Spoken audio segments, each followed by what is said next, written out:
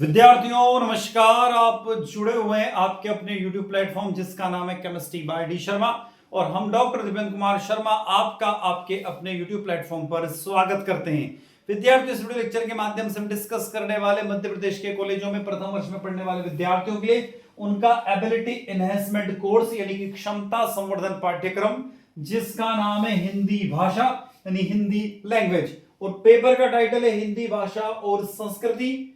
यह पेपर बरकतुल्लाह विश्वविद्यालय भोपाल मध्य प्रदेश का पेपर है, किंतु यह पेपर बरकतुल्लाह विश्वविद्यालय भोपाल के साथ साथ मध्य प्रदेश के कॉलेजों में प्रथम वर्ष में पढ़ने वाले विद्यार्थियों के लिए भी महत्वपूर्ण साबित होगा। यह पेपर 18 जून 2026 को हुआ है जो हम आपके सामने लेकर आ रहे हैं। इस क्वेश्चन पेपर को पहले डिस्कस करेंगे और उसके सॉल्यूशन की तरफ मैं आपको ले चलता हूं। तो फर्स्ट ईयर का पेपर है, प्रथम वर्ष का पेपर है, हिंदी भाषा का पेपर है, हिंदी भाषा और संस्कृति का पेपर है, बरकतुल्लाह विश्वविद्यालय भोपाल मध्य प्रदेश का पेपर है जो जून 2026 में हुआ है।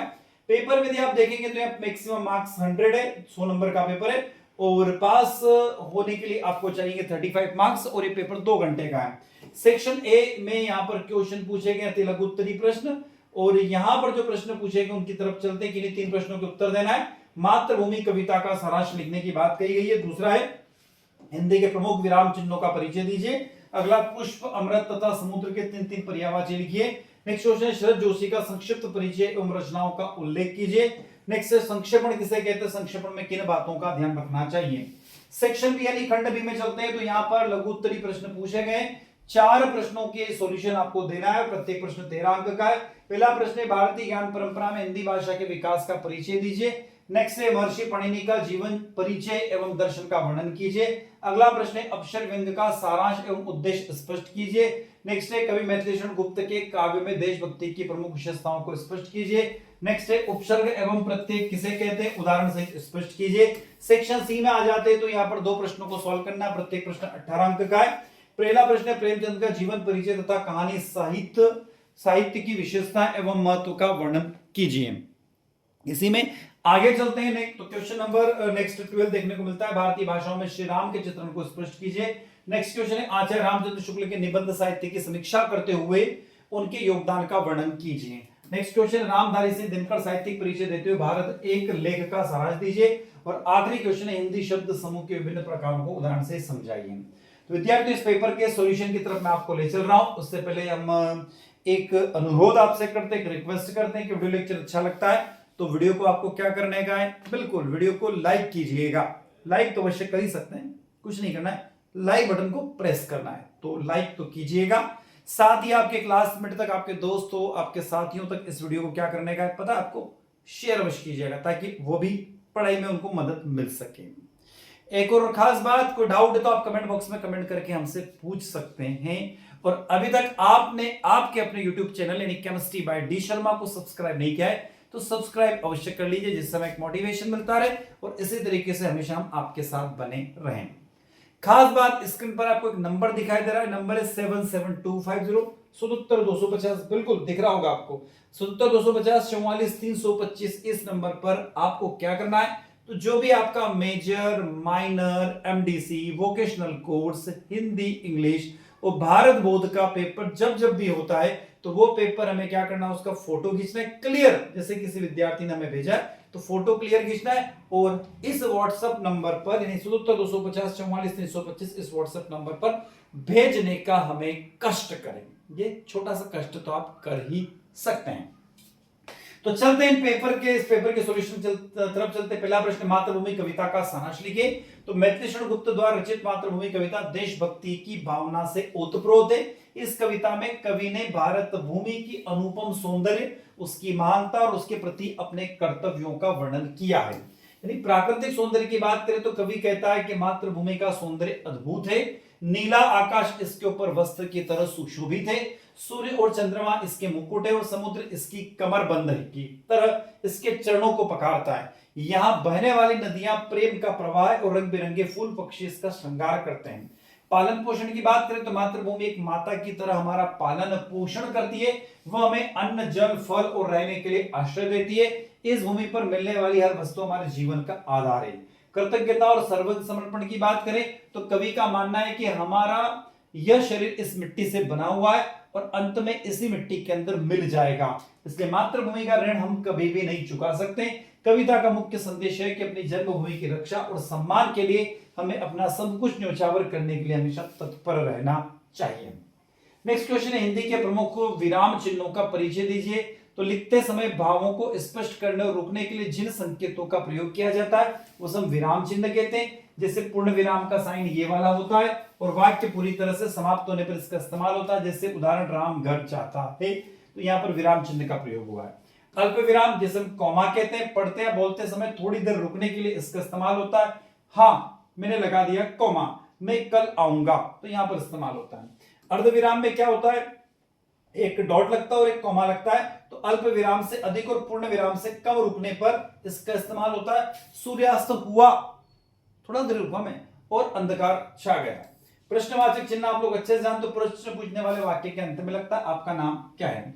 विस्मयादिबोधक वाक्य में ये वाला सिंबल इस्तेमाल होता है। हर्ष शोक घृणा में इसका इस्तेमाल होता है। वाह कितना सुंदर दृश्य चिन्ह। तो अब विस्मयादिबोधक चिन्ह के बाद है योजक चिन्ह। दो शब्दों को जोड़ने या तुलना करने के लिए इसका इस्तेमाल होता है योजक चिन्ह का, है जैसे सुख दुख माता पिता के बीच में एक डैश लगता है। उदाहरण चिन्ह में इन्वर्टेड कामा जिसे बोलते थे, किसी के कथन को जो का त्यों कहने के लिए इसका इस्तेमाल होता है। जैसे नेताजी सुभाष चंद्र बोस ने कहा था कि तुम मुझे खून दो मैं तुम्हें आजादी दूंगा, तो इस स्टेटमेंट को इन्वर्टेड कामा में पैक कर दिया जाता है। अगला प्रश्न है, पुष्प अमृत और समुद्र के तीन तीन पर्यायवाची है। पुष्प के फूल सुमन और कुसुम, अमृत का सुधा सोम और पीयूष, और समुद्र का सागर जल्दी और पयोधी। अगला प्रश्न है, शरद जोशी का संक्षिप्त परिचय और रचनाओं का उल्लेख कीजिए। शरद जोशी का जन्म 21 मई 1931 को हुआ था और उनका मृत्यु या उनकी जो डेथ है वो 5 सितंबर 1991 को हुई।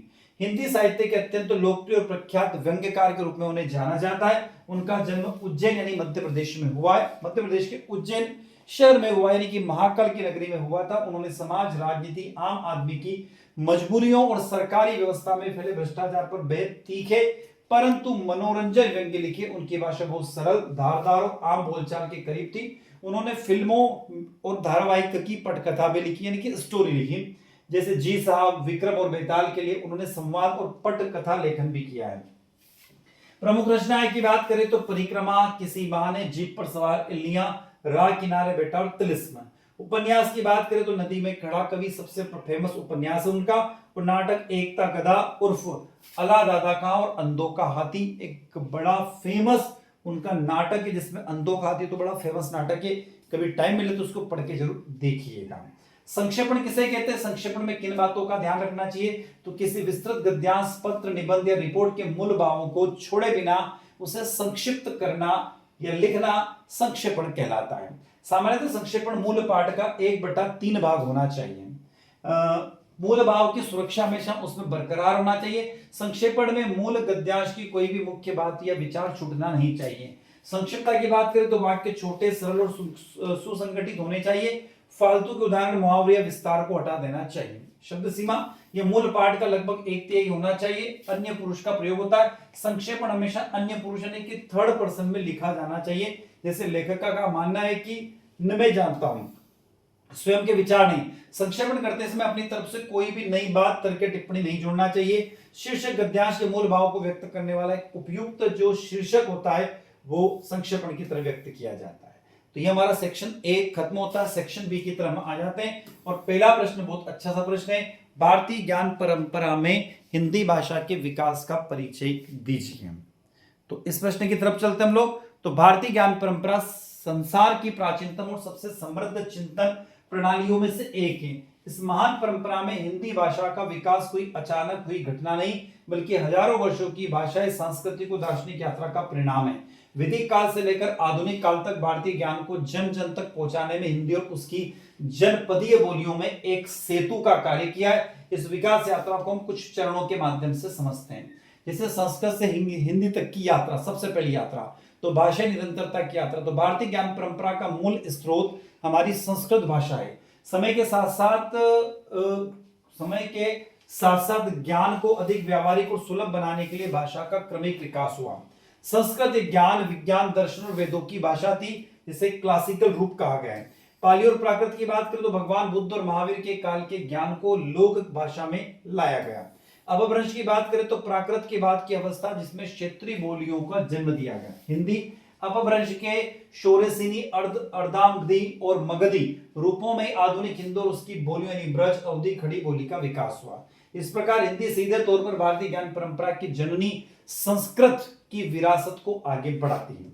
भक्ति काल की बात करें तो ज्ञान का एक लोकतंत्रीकरण था। ज्ञान परंपरा में हिंदी का सबसे स्वर्णिम योगदान भक्ति काल में देखा जाता है। इसमें पहले जो दार्शनिक और आध्यात्मिक ज्ञान केवल संस्कृत ग्रंथों तक सीमित था, उसे संत कवियों ने हिंदी के माध्यम से आम जनता तक पहुंचाया। ज्ञान और दर्शन की बात करें तो संत कबीरदास और गुरु नानक ने शुद्ध कड़ी और खड़ी बोली के प्रारंभिक रूप में वेदांत और उपनिषदों के गुण ज्ञान को बेहद सरल शब्दों में ढाला। महाकाव्य और मूल्य की बात करें तो गोस्वामी तुलसीदास ने अवधि में रामचरितमानस लिखकर वाल्मीकि रामायण के सांस्कृतिक और नैतिक मूल्यों को घर घर तक पहुंचाया। महाकवि सूरदास ने ब्रज भाषा के माध्यम से श्रीमद् भगवत के दर्शन को लोक मन का हिस्सा बनाया। सद्भाव की बात करें तो मलिक मोहम्मद जायसी जैसे सूफी कवियों ने अवधि के माध्यम से भारतीय लोक कथाओं और वेदांत के अद्वैतवाद को मिलकर एक नई सांस्कृतिक चेतना दी। रीतिकाल और आधुनिक काल की बात करें तो कला, आयुर्वेदिक और विज्ञान सांस्कृतिक धरोहर का संरक्षण है। तो रीतिकाल में ब्रजभाषा ने केवल श्रृंगार ही नहीं बल्कि नीति, ज्योतिष, आयुर्वेद और काम शास्त्र से जुड़े ज्ञान को काव्यात्मक रूप से संकलित किया। गद्य के विकास की बात करें, आधुनिक काल की बात करें तो 19वीं शताब्दी में भारतेंदु हरिश्चंद्र और महावीर प्रसाद द्विवेदी के प्रयासों से खड़ी बोली हिंदी गद्य की मुख्य भाषा बनी। पत्र पत्रिकाओं के माध्यम से इतिहास, विज्ञान, भूगोल और राजनीति जैसे गंभीर विषयों पर हिंदी के मौलिक लेखन शुरू हुआ। भारतीय ज्ञान परंपरा में हिंदी की अन्य विशेषताओं की बात करें तो सबसे पहली बात होती है यहाँ पर वैज्ञानिक लिपि, जिसे हम देवनागरी लिपि कहते हैं। तो हिंदी की लिपि देवनागरी पूर्णतः वैज्ञानिक है। इसमें जैसा उच्चारण किया जाता है वैसा ही लिखा जाता है। यह भारतीय ध्वनि विज्ञान की श्रेष्ठता को दर्शाती है। समावेशी प्रकृति है तो हिंदी ने अपनी यात्रा में प्रांतीय बोलियों के साथ साथ अरबी, फारसी, तुर्की और अंग्रेजी के शब्दों को भी सहजता से अपनाया है। यह भारतीय संस्कृति के वसुधैव कुटुंबकम के सिद्धांत के अनुकूल है। ज्ञान की सुलभता आज की राष्ट्रीय शिक्षा नीति के तहत चिकित्सा, इंजीनियरिंग और पारंपरिक ज्ञान विज्ञान को हिंदी में पढ़ना इसी परंपरा का आधुनिक विस्तार है ताकि ज्ञान किसी भी भाषा का मोहताज ना रहे। महर्षि पणिनि के जीवन, परिचय और दर्शन का वर्णन कीजिए। अगला प्रश्न है। तो महर्षि पणिनि प्राचीन भारत के महान व्याकरण, भाषाविद तथा संस्कृत व्याकरण के सर्वोच्च आचार्य माने जाते हैं। उनका जन्म लगभग 5वीं से 4वीं शताब्दी ईसा पूर्व के बीच उत्तर पश्चिम भारत के शलातुर नामक स्थान यानी वर्तमान में पाकिस्तान के गांधार क्षेत्र में निकट हुआ माना जाता है। उनके पिता का नाम पणिनि तथा माता का नाम दाक्षी बताया जाता। वे अत्यंत मेधावी एवं विद्वान थे। पणिनि ने संस्कृत भाषा का वैज्ञानिक और व्यवस्थित रूप प्रदान किया। उनकी प्रसिद्ध रचना अष्ट अध्याय, जिन्होंने लगभग 4000 सूत्रों के माध्यम से संस्कृत व्याकरण के नियमों का संकलन किया। यह ग्रंथ विश्व का सबसे व्यवस्थित और वैज्ञानिक व्याकरण ग्रंथों में गिना जाता है। उनके अन्य प्रमुख ग्रंथ धातुपाठ, गणपाठ तथा लिंगानुशासन का उल्लेख मिलता है। महर्षि पणिनि के कार्य ने न केवल संस्कृत भाषा को संरक्षित किया बल्कि आधुनिक भाषा विज्ञान के विकास को भी प्रभावित किया। महर्षि पणिनि के दर्शन की बात करें तो महर्षि पणिनि का दर्शन मुख्यतः भाषा दर्शन और व्याकरण दर्शन पर आधारित है। उनके विचारों की प्रमुख विशेषताएं निम्नलिखित हैं। क्या है? तो सबसे पहला भाषा का वैज्ञानिक स्वरूप। पणिनि ने भाषा के नियमबद्ध और वैज्ञानिक प्रणाली माना। उन्होंने ध्वनियों, शब्दों और वाक्यों के निर्माण के लिए स्पष्ट नियम निर्धारित किए। शब्द की महत्ता की बात करें तो उनके अनुसार शब्द ज्ञान और संप्रेषण का प्रमुख साधन है। शब्दों की शुद्धता से विचारों की शुद्धि, अभिव्यक्ति संभव है। व्याकरण का महत्व की बात करें तो पणिनि के अनुसार व्याकरण भाषा की आत्मा है। व्याकरण भाषा को शुद्ध, स्पष्ट और प्रभावी बनाता है। तर्क विश्लेषण की बात करें तो उन्होंने भाषा के अध्ययन में तर्क विश्लेषण तथा वर्गीकरण की पद्धति अपनाई। यह दृष्टिकोण आधुनिक वैज्ञानिक अनुसंधान के समान माना जाता है। सार्वभौमिक दृष्टिकोण पणिनि के व्याकरणीय सिद्धांत इतने व्यवस्थित है कि उनका उपयोग अन्य भाषाओं के अध्ययन में भी किया जा सकता है। इसी कारण उन्होंने विश्व भाषा विज्ञान का अग्रदूत माना जाता है। महर्षि पणिनि का योगदान की बात करें तो संस्कृत व्याकरण को वैज्ञानिक आधार प्रदान किया। अष्टाध्यायी जैसे महान ग्रंथ की रचना की। ध्वनि विज्ञान, शब्द रचना और वाक्य विन्यास को व्यवस्थित अध्ययन प्रस्तुत किया। आधुनिक भाषा विज्ञान एवं कंप्यूटर विज्ञान का विकास को भी प्रेरणा दी। भारतीय ज्ञान परंपरा को विश्व स्तर पर उन्होंने प्रतिष्ठापित किया। अगला प्रश्न है, अक्षर व्यंग्य का सारांश और उद्देश्य स्पष्ट कीजिए। तो हिंदी साहित्य के प्रख्यात व्यंग्यकार शरद जोशी द्वारा रचित अप्सर एक अत्यंत मारक और सोद्देश्य व्यंग्य है। इस रचना को उन्होंने सरकारी तंत्र, लाल फीताशाही, ब्यूरोक्रेसी और उसमें बैठे अफसरों की मानसिकता पर टीका प्रहार किया। सबसे पहली बात करें तो अप्सर व्यंग्य का सारांश। इस व्यंग्य में शरद जोशी ने एक अफसर यानी अधिकारी के चरित्र और उसकी कार्यशैली और उसके इर्द गिर्द घूमने वाली सरकारी माहौल का सजीव और हास्यास्पद चित्रण किया। कुर्सी और रोब का प्रतीक तो देखें तो लेखक बताते हैं कि एक आम इंसान जब तक साधारण रहता है ठीक रहता है, लेकिन जैसे ही वह अफसर की कुर्सी पर बैठता है तो उसकी भाषा, चाल डाल और व्यवहार पूरी तरह से बदल जाता है। अफसर का मतलब ये रोब झाड़ना, फाइलों को दबाकर रखना और खुद को आम जनता से श्रेष्ठ समझना। फाइलों का चक्रव्यूह देखें तो व्यंग में दिखाया गया है कि अफसर के लिए जनता की समस्या महत्वपूर्ण नहीं होती है, बल्कि फाइलें महत्वपूर्ण होती हैं। जनता का काम समय पर करना उनकी कार्य प्रणाली में शामिल नहीं होता है। किसी भी काम को अटकाना, टालना या नियमों का हवाला देकर ठंडे बस्ते में डाल देना एक आदर्श अफसर की पहचान बन चुकी है। चमचागिरी और जी हुजूरी का माहौल की बात करें तो अफसर के केबिन के बाहर और भीतर एक अलग ही दुनिया होती है। वहां केवल वही व्यक्ति सफल हो सकता है जो अफसर की जी हुजूरी यानी हाँ में हाँ मिलाने को जानता है। और जितना बड़ा चमचा होगा अफसर उसी पर उतना मेहरबान होता है। अहंकार की पराकाष्ठा की बात करें तो लेखक ने दर्शाया कि अफसर अपने पद के अहंकार में इस कदर अंधा हो जाता है कि वो भूल जाता है कि वो जनता का सेवक है। उसके लिए दफ्तर में आने वाला आम नागरिक एक याचक की तरह दिखाई देता है। अफसर व्यंग का उद्देश्य क्या है तो शरद जोशी ने यह व्यंग केवल मनोरंजन या हंसाने के लिए नहीं, बल्कि इसके पीछे गहरा सामाजिक और राजनीतिक उद्देश्य छिपे हुए हैं। व्यवस्था की विसंगतियों को उजागर करना इस व्यंग का मुख्य उद्देश्य आजाद भारत के प्रशासनिक तंत्र में आई सड़न और कमियों को जनता के सामने लाना है। लेखक यह दिखाना चाहता है कि जो तंत्र जनता की भलाई के लिए बनाया गया था वो कैसे आम आदमी के शोषण का जरिया बन गया है। साफ संस्कृति पर प्रहार, भारत भले अंग्रेजों से आजाद हो गया लेकिन दफ्तरों में गोरे साहबों की मानसिकता नहीं गई है। आज के भारतीय अफसर भी खुद आका और जनता को गुलाम समझते हैं। लेखक इस औपनिवेशिक मानसिकता की गहरी चोट करता है।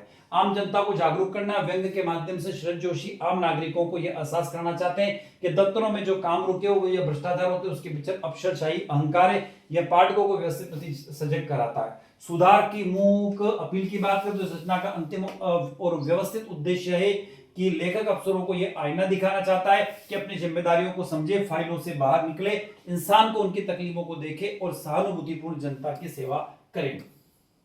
अगला प्रश्न है, कवि मैथिलीशरण गुप्त के काव्य में देशभक्ति की प्रमुख विशेषताओं को स्पष्ट कीजिए।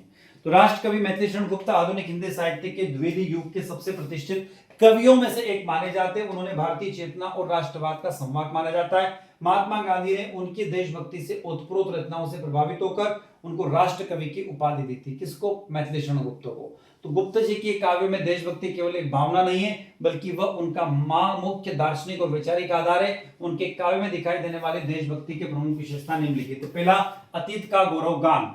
गुप्त जी का मानना था कि किसी भी देश के भविष्य तब तक उज्जवल नहीं हो सकता जब तक वो अपने गौरवशील अतीत को न पहचान ले। उनकी प्रसिद्ध रचना भारत भारती इसी भावना का ज्वलंत उदाहरण है। उन्होंने देशवासियों को याद दिलाने के लिए हम क्या थे और अब क्या हो गए, हम कौन थे, क्या हो गए और क्या होंगे, अभी आओ विचार करें, आज मिलकर ये समस्याएं सभी हल करें। मातृभूमि के प्रति अन्य भक्ति और पूजा का भाव। गुप्त जी के काव्य में भारत भूमि केवल मिट्टी का टुकड़ा नहीं, बल्कि साक्षात सात्विक मूर्ति या माता है। उन्होंने अपनी कविताओं के माध्यम से मातृभूमि का ऐसा दिव्य और सजीव चित्रण किया है कि पाठक के मन में श्रद्धा जाग उठती है। वे मातृभूमि की सेवा को ही ईश्वर की सेवा मानते। लीलांबर परिधान हरित पटम सुंदर है, सूर्य चंद्र युग मुकुट शेष नाग सिंहासन है, उसकी लाइनें कविता के अंदर। इसके साथ ही लिखते हैं कि मातृभूमि संतान हम तू जननी और तू ही विधाता है। राष्ट्रीय अस्मिता और स्वाभिमान की प्रेरणा। तो पराधीनता के काल में जब भारतीय समाज हताशा और इन भावना से ग्रसित था, तब गुप्त जी ने अपने काव्य के माध्यम से देशवासियों में स्वाभिमान जगाया। उन्होंने साफ कहा कि जिसे अपनी भाषा, संस्कृति और देश का गौरव नहीं है वह मनुष्य कहलाने के योग नहीं है। यानी जिसको न निज गौरव तथा निज देश का अभिमान है वह नर नहीं पशु नीरा है और मृतक समान है। ये बात किसने कही? गुप्त जी ने कही है। तो गांधीवादी दर्शन अहिंसा का प्रभाव देखने को मिलता है। गुप्त जी ने काव्य पर महात्मा गांधी के विचारों की गहरी छाप है। उनकी देशभक्ति उग्र या विनाशकारी नहीं, बल्कि उसमें सत्य, अहिंसा, सत्याग्रह और विश्व कल्याण की भावना छिपी। उन्होंने अछूतद्वार, ग्राम सुधार और खादी के महत्व को भी अपनी कविता में फिराया, जो गांधी जी के राष्ट्रीय आंदोलन के मुख्य स्तंभ थे। सांप्रदायिक सुधार और सांस्कृतिक एकता की बात करें तो गुप्त जी की देशभक्ति संकीर्ण नहीं थी। उन्होंने देश की उन्नति के लिए हिंदू, मुस्लिम, सिख और ईसाई सभी धर्मों को एकता पर बल दिया। भारत भारती में वे लिखते हैं कि भारत तभी आगे बढ़ सकता है जब सभी देशवासी आपसी मतभेदों को भुलाकर एक हो जाएं। विश्व बंधुत्व की भावना देखें तो वसुधैव कुटुंबकम का भी उन्होंने उल्लेख किया है कि गुप्त जी की राष्ट्रभक्ति अंततः मानव भक्ति में बदल जाती है। वे भारत को इसलिए महान बनाना चाहते ताकि वो पूरे विश्व को शांति और मानवता का संदेश देके उनके लिए स्वदेश प्रेम, विश्व प्रेम का ही पहला सोपान है। आगे आ जाते हैं। अगला प्रश्न है उपसर्ग और प्रत्यय किसे कहते हैं, उदाहरण से स्पष्ट कीजिए। तो हिंदी व्याकरण में उपसर्ग और प्रत्यय दोनों ही शब्दांश यानी शब्द के छोटे हिस्से जिनका स्वतंत्र रूप से कोई विशेष अर्थ नहीं होता है, लेकिन जब इन्हें किसी मूल शब्द के साथ जोड़ा जाता है तो उस शब्द के अर्थ को पूरी तरह बदल देते हैं, उसमें एक नई विशेषता लाते हैं। जैसे उपसर्ग, जो शब्दांश किसी मूल शब्द के आगे यानी पहले जुड़कर उसके अर्थ में परिवर्तन कर दे या विशेषता ला दे, उसे उपसर्ग कहते हैं। जैसे कि यहाँ पर शब्दांश प्लस मूल शब्द, तो शब्दांश होगा वो क्या होगा, उपसर्ग हो जाएगा। यदि हम हार शब्द को ले तो जैसे पराजय या गले का माला होती है, तो इसके आगे अलग अलग उपसर्ग लगाने पर इसके अलग अलग शब्द हो जाते हैं। जैसे प्रहार, क्या प्र लगा दिया तो प्रहार हो जाएगा, आ लगा दिया तो आहार हो जाएगा, वि लगा दिया तो विहार हो जाएगा, उप लगा दिया तो उपहार हो जाएगा। ठीक है। प्रत्यय, जो शब्द किसी मूल शब्द के अंत में यानी पीछे जुड़कर उसके अर्थ में विशेषता या बदलाव ला दे, उन्हें प्रत्यय कहते हैं। तो मूल शब्द प्लस शब्दांश यानी पीछे की तरफ लगता है। जैसे सफल शब्द, तो सफल में ता लगा दिया तो सफलता बन जाएगा, सुंदर में ता लगा दिया तो सुंदरता बन जाएगा, समाज में इक लगा दिया तो सामाजिक बन जाएगा, लिख में आवट लगा दिया तो लिखावट बन जाएगा। तो ये इनके कुछ उदाहरण। प्रत्यय के दो बहुमुखी हुए तो कृत प्रत्यय और तुदिक प्रत्यय होते हैं। ध्यान रखिए, कृत और तुदित होते हैं, तो ये प्रत्यय होगा। अब हम आ जाते हैं सेक्शन सी में। सेक्शन सी का पहला प्रश्न है प्रेमचंद का जीवन परिचय तथा कहानी साहित्य की विशेषताओं का एवं महत्व का वर्णन कीजिए। तो हिंदी साहित्य में इतिहास में मुंशी प्रेमचंद को उपन्यास सम्राट और कहानी सम्राट के नाम से जाना जाता है। उन्होंने हिंदी कहानियों को परियों और राजा रानियों की काल्पनिक संसार से निकालकर समाज के कड़वे सच और आम आदमी की जिंदगी से जोड़ा है। जन्म और मूल नाम, प्रेमचंद जी का जन्म यानी मुंशी प्रेम जी का जन्म 31 जुलाई 1880 को वाराणसी उत्तर प्रदेश के पास लम्हे नामक गांव में हुआ था। उनका बचपन का नाम धनपत राय था।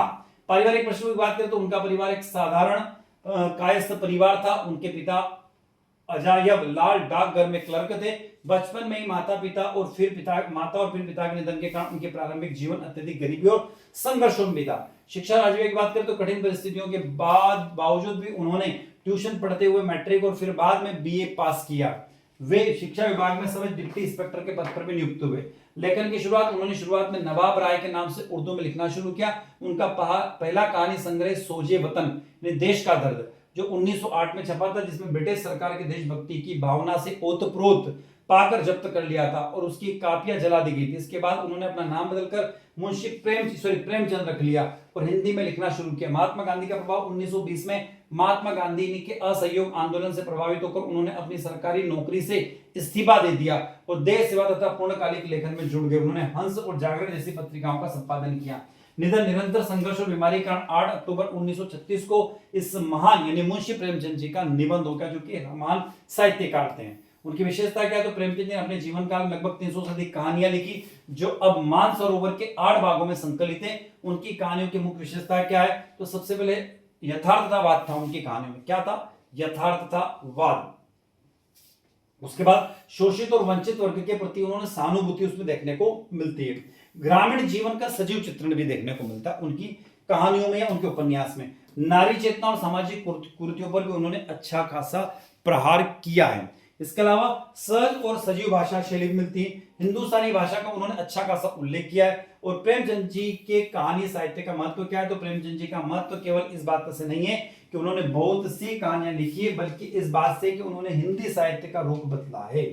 साहित्य को समाज का आईना बनाता है। साहित्य केवल मनोरंजन की वस्तु नहीं है, वह राजनीतिक और देशभक्ति को आगे चलाने वाली मशाल है। सबसे बड़ी बात, साहित्य क्या है, तो युग प्रवर्तक स्थान। तो मुंशी प्रेमचंद जी का स्थान पूरे हिंदी साहित्य में युग प्रवर्तक के रूप में माना जाता है। अगला प्रश्न आता है भारतीय भाषाओं में श्री राम के चित्रण को स्पष्ट कीजिए। चलते हैं इस बढ़िया से प्रश्न के उत्तर की तरफ। तो श्री राम यानी भगवान श्री राम केवल एक ऐतिहासिक या पौराणिक नायक नहीं है, बल्कि वे संपूर्ण भारत की सांस्कृतिक, आध्यात्मिक और भाषाई एकता के मुख्य सूत्रधार हैं। उत्तर से दक्षिण और पूर्व से पश्चिम तक भारत की शायद एक ऐसी कोई भाषा होगी जिसमें भगवान श्री राम के चरित्र को अपनी लेखनी से न छुआ हो। दिलचस्प बात यह है कि विभिन्न भारतीय भाषाओं के कवियों ने महर्षि वाल्मीकि के मूल कथानक को अपने अपने समय, समाज और क्षेत्रीय संस्कृति के रंग में ढालकर भगवान श्री राम के बेहद सुंदर व वीरतापूर्ण चित्रण किया है। सबसे पहले पॉइंट्स हम समझने की कोशिश करते हैं। दक्षिण भारतीय भाषाओं में भक्ति और मर्यादा का अनूठा संगम। तो दक्षिण भारत में श्री राम को केवल एक राजा के रूप में नहीं बल्कि साक्षात विष्णु के पूर्ण अवतार और आराध्य देव के रूप में अत्यधिक प्रतिष्ठा मिली। जैसे तमिल की कंब रामायण 9वीं और 12वीं शताब्दी के महान तमिल कवि कंबन द्वारा रचित इरिमा उत्तरम यानी कंब रामायण दक्षिण का गौरव है। कंबन के राम परम दयालु, शरणागत, वत्सल्य और भगवान के साक्षात रूप है। कंबन ने तमिल संस्कृति के अनुरूप राम के चरित्र को और अधिक कोमल और आदर्शवादी बताया। तेलुगु रामायण की बात करें तो रंगनाथ रामायण व मोल्ला रामायण जिसे बोलते हैं, तो तेलुगु में राजा गोना बुद्धू रेड्डी की रंगनाथ रामायण बहुत प्रसिद्ध है। वही कवियत्री मोल्ला की अत्यंत सरल भाषा में राम कथा लिखी। तेलुगु साहित्य में राम को मर्यादा पुरुषोत्तम के रूप में उनकी न्यायप्रियता पर विशेष बल दिया गया। मलयालम भाषा की बात करें तो आध्यात्मिक रामायणम केरल में तुंचतुंत एशु तत्तछन द्वारा रचित अध्यात्म रामायण किल्लीपट्टू मलयालम भाषा का आधार स्तंभ है। यह राम का चित्रण आध्यात्मिक और वेदांतिक रूप में है, जहां वे ज्ञान और मोक्ष के दाता है। पूर्वी भारतीय भाषाओं की बात करें तो पूर्वी भारत में रामायण को श्री राम भगवान से ज्यादा अपने घर के सदस्य से प्रतीत होते हैं। यहाँ उनके चरित्र का मानवीकरण बहुत गहराई से किया है। जैसे बंगाल के अंदर आती है कृतिवास रामायण, तो 15वीं शताब्दी में कृतिवास ओझा ने श्री राम पांचाली यानी कृतिवास रामायण की रचना की। इस रामायण का सबसे बड़ी विशेषता है कि अकालन बोधन की कथा है, जहां श्री राम रावण वध से पहले देवी दुर्गा की पूजा करते हैं और अपना एक नेत्र कमल के फूल के रूप में दुर्गा देवी को समर्पित कर देते हैं, अर्पित कर देते हैं। यह राम के चरित्र में बंगाली समाज की भावुकता और शक्ति पूजा का अद्भुत मिश्रण है। ओडिया में जगत मोहन रामायण बलराम दास द्वारा रचित इस ग्रंथ में उड़ीसा के लोक संस्कृति, जगन्नाथ संस्कृति और वहां के जनजीवन की झलक राम के चरित्र में साफ दिखाई देती है। असमिया में रामायण जिसका नाम है कथा रामायण, महान संत माधव कंदली ने 14वीं शताब्दी में इसका सर्जन किया। असमिया साहित्य में राम का चित्रण एक आदर्श भाई, पुत्र और लोक रक्षक के रूप में हुआ है। मध्य और उत्तर भारत की बात करें तो उत्तर और मध्य भारत में श्री राम के चरित्र समाज को जोड़ने और एक आदर्श शासन प्रणाली की स्थापना के माध्यम है। जैसे रामचरितमानस की बात करें तो गोस्वामी तुलसीदास कृतित रामचरितमानस भगवान श्री राम का भारतीय जनमानस के हृदय का राजा बना दिया है। अवधी भाषा में लिखे गए इस महाकाव्य का राम लोकाभिरामम है। वे शोषित, केवट, शबरी और वानर, भालू जैसी सामान्य जनता को गले लगाते हैं कि राम मर्यादा पुरुषोत्तम है, जो पारिवारिक और सामाजिक कर्तव्यों का आदर्श रूप प्रस्तुत करते हैं। कश्मीरी की तरफ जाते हैं तो कश्मीर में जाते हैं तो राम अवतार चरित्र की बात करें तो कश्मीरी भाषा में दिवाकर प्रकाश भट्ट द्वारा रचित रामायण में राम कथा को सूफी और शैव दर्शन के सुंदर समन्वय के साथ प्रस्तुत किया गया। मराठी में आती भावार्थ रामायण संत एकनाथ द्वारा रचित इस ग्रंथ में राम का चरित्र में वह आध्यात्मिक नहीं बल्कि वह तात्कालिक समाज को विदेशी आक्रमणकारियों और कुरीतियों के विरुद्ध खड़े होने को क्रांतिकारी प्रेरणा बना देते हैं। पश्चिम और अन्य भारतीय भाषाओं की बात करें तो गुजरात में आप जाओगे तो रामायण और पद की बात होती है। तो गुजराती साहित्य में प्रेमानंद और भालण जैसे कवियों ने राम के बाल रूप और उनके वीर वर्णन को बहुत सुंदरता से उकेरा है। नरसिंह मेहता के पदों में राम के प्रति अन्य भक्ति दिखाई दी। पंजाब में जाओगे तो आपको राम अवतार दिखेगा। सिख परंपरा के 10वें गुरु गुरु गोविंद सिंह जी ने 10वें ग्रंथ के अंतर्गत राम अवतार की रचना की थी। यहाँ भगवान श्री राम का चरित्र एक अत्यंत पराक्रमी वीर और धर्म की रक्षा के लिए अधर्म का नाश करने वाले महायोद्धा के रूप में प्रस्तुत किया गया। अतः हम कह सकते हैं कि भारतीय भाषाओं में मर्यादा पुरुषोत्तम राम की कल्पना अलग अलग भगवान राम को अलग अलग रूप में प्रस्तुत किया गया है। अगला प्रश्न आता है, आचार्य रामचंद्र शुक्ल के निबंध साहित्य की समीक्षा करते हुए उनके योगदान का वर्णन कीजिए। तो हिंदी के आलोचना और निबंध साहित्य के इतिहास में आचार्य रामचंद्र शुक्ल यानी जिनका जन्म 1884 में हुआ और मृत्यु 1941 में हुआ, एक युग प्रवर्तक रचनाकार। उन्होंने हिंदी निबंध को केवल मनोरंजन या हल्के फुल्के विचारों के धरातल से उठाकर गंभीर तार्किक को शास्त्रीय पहचान दी। हिंदी साहित्य इतिहास में निबंध विधा में विकास समझने के लिए शुक्ल जी ने केंद्र में रखा जाता है, जिसे शुक्ल युग के नाम से जाना जाता है। सबसे खास बात क्या है, तो आचार्य शुक्ल ने निबंध साहित्य की समीक्षा बहुत महत्वपूर्ण की। उन्होंने चिंतामणि भाग 1, 2, 3, 4 और त्रिवेणी में संकलित है। खास बात क्या है, तो विषय वस्तु और वीरता का वर्गीकरण देखने को मिलता है। ठीक है, इसके अंदर आता है भाव या मनोविज्ञान का संबंध उनके निबंधों में आता है। समीक्षात्मक या सैद्धांतिक निबंध भी देखने को मिलते हैं। बुद्धि और हृदय का अनूठा समन्वय भी उनके निबंधों में देखने को मिलता है। आगे बात करें तो सुसंगठित विचार परंपरा और सूत्री लेखी भी उन्होंने प्रस्तुत किए। प्रसिद्ध सूत्र वाक्य जैसे बैठना, श्रद्धा और प्रेम के योग का नाम भक्ति, ऐसी बातें उन्होंने अपने काव्य के अंदर दिया है। यानी बैठना, क्रोध या आचार या मुरब्बा है। प्रौढ़ और गंभीर भाषा शैली का भी उन्होंने प्रयोग किया है, जैसे जहां वे किसी गंभीर विषय का विस्तार से समझाते हैं। समाज शैली यानी समास का भी, यानी कि संधि और समास का भी उन्होंने भरपूर इस्तेमाल किया है। हिंदी निबंध साहित्य में आचार्य शुक्ल का योगदान एक अनूठा योगदान है, जिन्होंने गद्य की कसौटी सिद्ध की है। मनोविकारी का प्रथम मौलिक विश्लेषण भी उन्होंने किया है। आलोचनात्मक निबंधों की नींव भी उन्होंने रखी है। भाषा को स्थिरता और गरिमा देने का काम भी उन्होंने किया है। अगला प्रश्न आता है रामधारी सिंह दिनकर के साहित्यिक परिचय देते हुए भारत एक लेखक का सारांश लिखिए। तो राष्ट्र कवि रामधारी सिंह दिनकर आधुनिक हिंदी साहित्य के उत्तर छायावाद और प्रगतिवाद के सबसे प्रखर कवि है। क्या विशेषता है उनकी? तो उनका जन्म 23 सितंबर 1908 को सिमरिया बेगूसराय बिहार के एक साधारण किसान परिवार में हुआ था। देश की आजादी के आंदोलन तत्कालीन परिस्थितियों में उनके लेखन की गहराई से प्रभाव मिलता है। उन्हें भारतीय जनमानस को राष्ट्रीय चेतना जगाने के लिए राष्ट्र कवि तथा शोषित पक्ष की आवाज उठाने के लिए अधर्य कवि का संज्ञा भी दी गई है। गद्य और पद्य का समान अधिकार, यानी उनकी जो पूरी काव्य शैली है उसमें आपको निबंध शैली में गद्य और पद्य समान रूप से मिलेगा। पुरस्कार सम्मान की बात करें तो उनकी महान काव्य रचना उर्वशी के लिए उन्हें हिंदी साहित्य में ज्ञानपीठ पुरस्कार 1972 में दिया गया। संस्कृति के 4 अध्याय के लिए संस्कृत साहित्य अकादमी पुरस्कार भी उनको मिला। भारत सरकार ने उन्हें पद्म भूषण पुरस्कार से भी अलंकृत किया और वे राज्यसभा के सदस्य भी रहे। उनकी कृतियों में देखें तो कुरुक्षेत्र, रश्मर्थी और रेणुका, हुंकार और परशुराम की प्रतिज्ञा। गद्य की बात करें तो संस्कृति के 4 अध्याय, मिट्टी की ओर और अर्धनारीश्वरी और रेती के फूल भी हैं। भारत एक है लेख का सारांश क्या है? तो दिनकर जी द्वारा रचित भारत एक लेख अत्यंत महत्वपूर्ण सांस्कृतिक और राष्ट्रीय निबंध है। इस लेख में लेखक ने भारत की भौगोलिक, भाषाई और जातीय विविधता के ऊपर स्थित सांस्कृतिक एकता को बहुत तार्किक ढंग से रेखांकित किया है। खास बात क्या है? तो विविधता में एकता हमारे देश में देखने को मिलती है, क्योंकि हमारे डिफरेंट लैंग्वेज है, डिफरेंट कल्चर है, फिर भी हम एक हैं। भौगोलिक एकता, भौगोलिक हमारे यहाँ पूरा भौगोलिक सिस्टम डिफरेंट है। हमारे यहाँ नदियां हैं, पहाड़ है, मैदान है, फिर भी हम एक जैसे, एक सुसंगठित रूप से रहते हैं। सांस्कृतिक और धार्मिक एकता, हमारे यहाँ संस्कृति भी अलग है, धर्म भी अलग है, फिर भी हम एक माला की तरफ पिरोए हुए रहते हैं। तीर्थाटन की परंपरा भी हमारे यहाँ उत्तर, दक्षिण, पूर्व, पश्चिम में चारों दिशाओं में तीर्थों की महिमा गाई गई है। संज्ञा महाकाव्य, पवित्र नदियां भी इस देश के अंदर बहती हुई आपको दिखाई देती है। तो इतिहास और समन्वय की शक्ति भी देखने को मिलती है। हिंदी शब्द समूह में विभिन्न प्रकारों को उदाहरण से समझाइए। तो उत्पत्ति और इतिहास के आधार पर देखें तो तत्सम शब्द सबसे पहले, फिर होते तद्भव शब्द। आप पढ़ लीजिएगा क्योंकि वीडियो की लेंथ बहुत ज्यादा हो गई है, इसलिए उस वीडियो को मुझे शॉर्ट करना पड़ेगा अभी यहाँ पर, ठीक है। लगभग 32-33 मिनट का वीडियो हो चुका है। तो तत्सम शब्द इसको पढ़ लीजिएगा। उसके बाद तद्भव शब्द आते हैं, फिर आते हैं देशज शब्द, ठीक, फिर विदेशज शब्द देख लीजिए। वीडियो को रोक के पढ़ लीजिएगा, वीडियो से हट रहा हूं ना, स्क्रीन से हट रहा हूं।